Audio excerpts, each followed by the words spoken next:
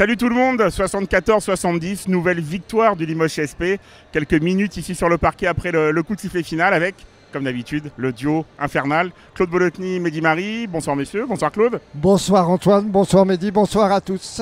On vous l'a dit, le CSP qui s'impose doublement, puisqu'en levée de rideau, ce sont les espoirs qui avaient donné le bon tempo de la soirée avec une nouvelle victoire des jeunes joueurs du monsieur qui est à côté de vous, Claude. Oui, je crois que c'était une victoire qu'il nous fallait à tout prix parce qu'on était un petit peu en déficit ces derniers temps au niveau de la qualité de jeu surtout.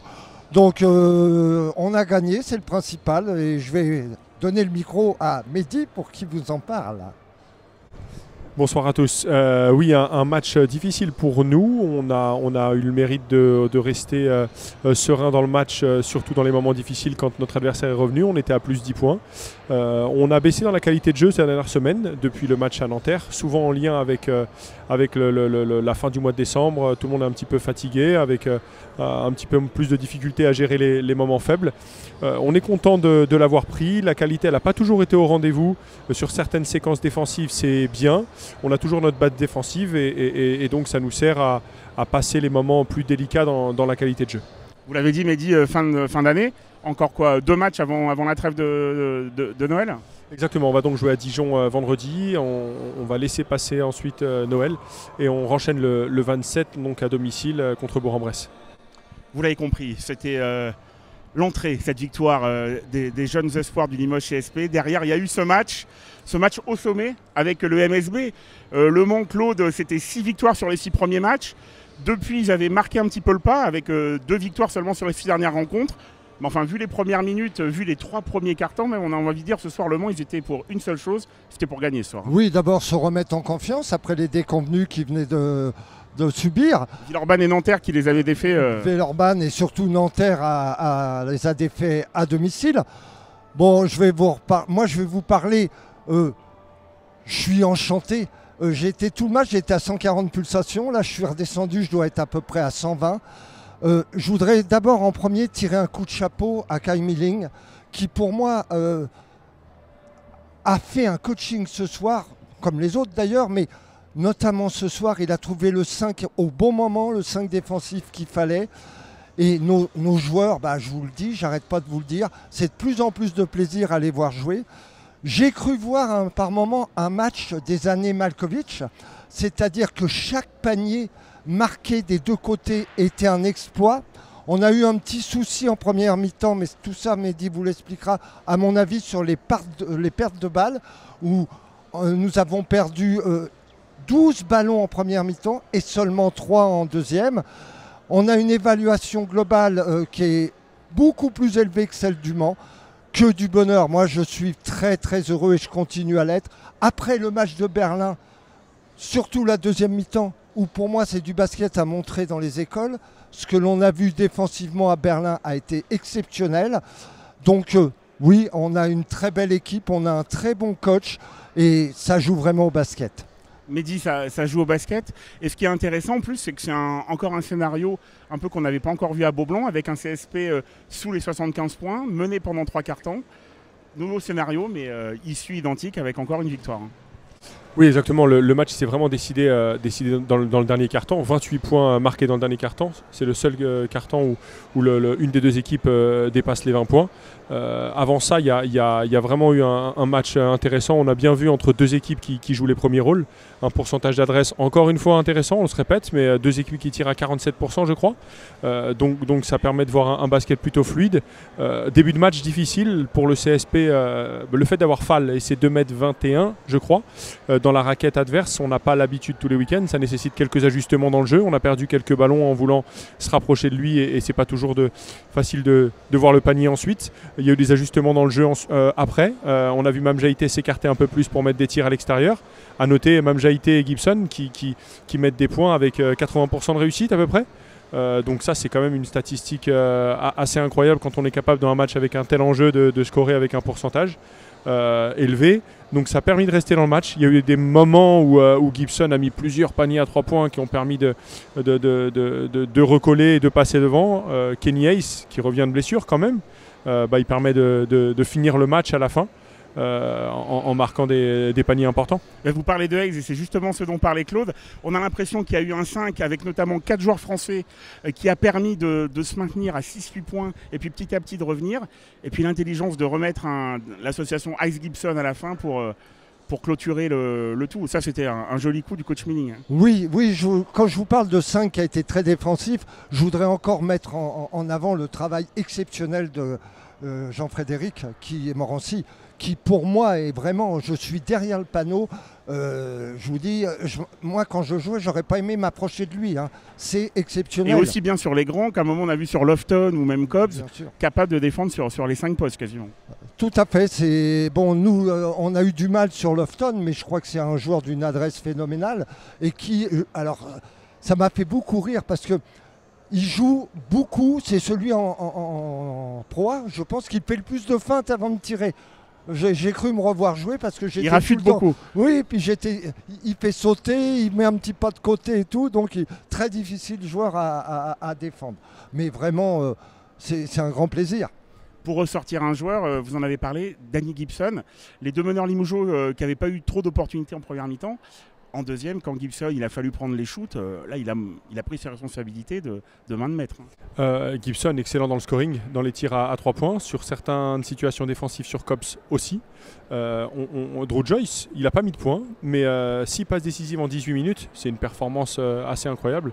Je le mets souvent en avant parce que l'effort passeur, c'est quand même précieux dans le jeu, ça permet d'ouvrir des tirs plus ouverts à d'autres joueurs plus armés dans le tir, donc c'est sûr que le duo de meneurs de jeu a été plutôt prolifique. Claude a parlé de Jeff Morancy qui fait un bon match défensif et même sur l'apport offensif.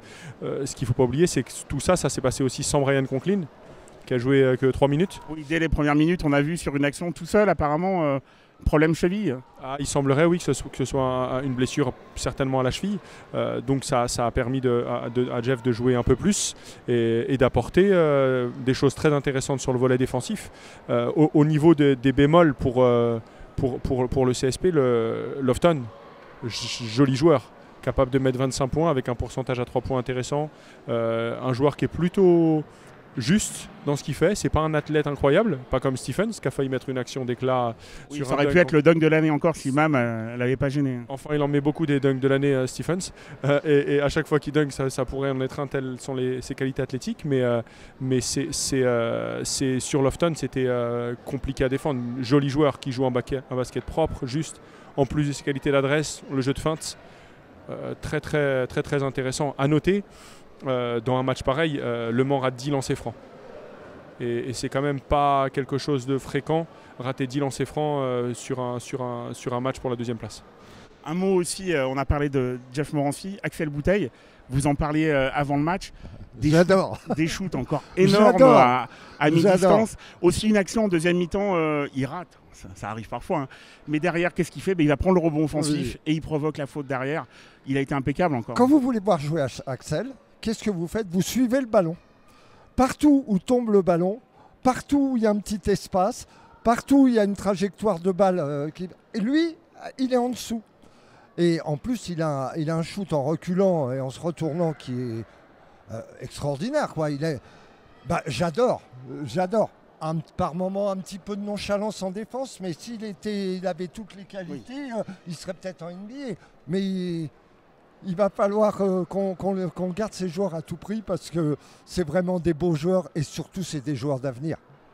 Mehdi, on est mois de décembre, Limoges va être second après la 13e journée, si je dis pas de bêtises. Pour l'instant, les voyants sont ouverts, forcément. Oui, c'est sûr. Ça, associé à la victoire de Berlin qui a donc scellé l'avenir du CSP sur le top 16 de l'Eurocup, c'est évident. Kael disait à mi-saison, si on m'avait dit en début de saison qu'on aurait un tel classement, j'y aurais peut-être pas cru, j'aurais signé dès demain, d'autant plus ce soir. Battre une équipe du Mans, avoir gagné à Berlin, se qualifier au top 16, c'est super début de saison. Et alors justement, on en profite Claude, on a un coach avec nous. Qu'est-ce qu'on peut craindre dans une période comme ça où les victoires s'enchaînent, où le niveau de jeu progresse ? C'est quoi ? C'est le petit pépin par exemple du capitaine Conklin ? Qu'est-ce qu'on peut redouter quand on est dans une position comme ça favorable ? Le sport, c'est l'instabilité permanente.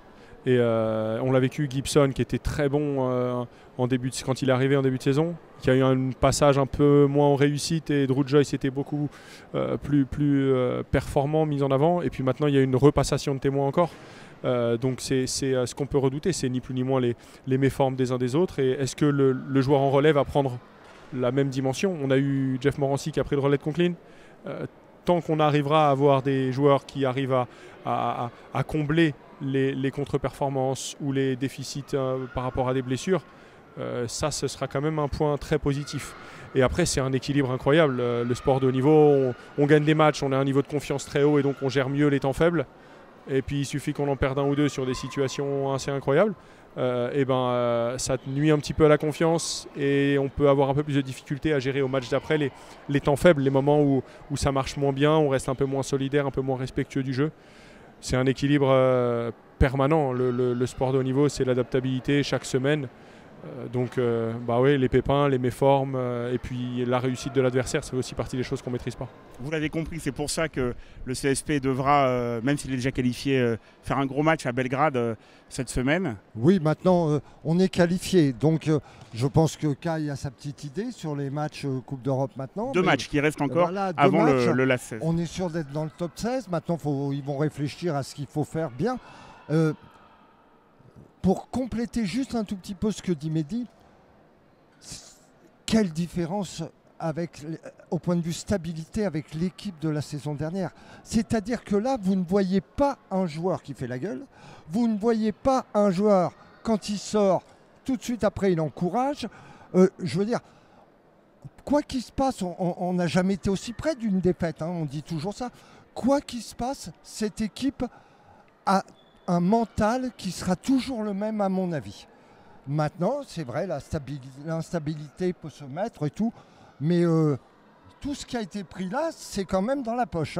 Vous l'avez compris, Limoges deuxième après la 13e journée.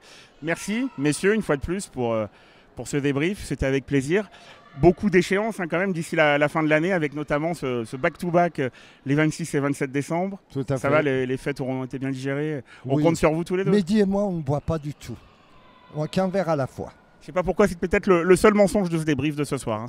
Merci messieurs. Bonsoir à tous, dormez heureux. Merci Mehdi, à bientôt. Bonne soirée à tous.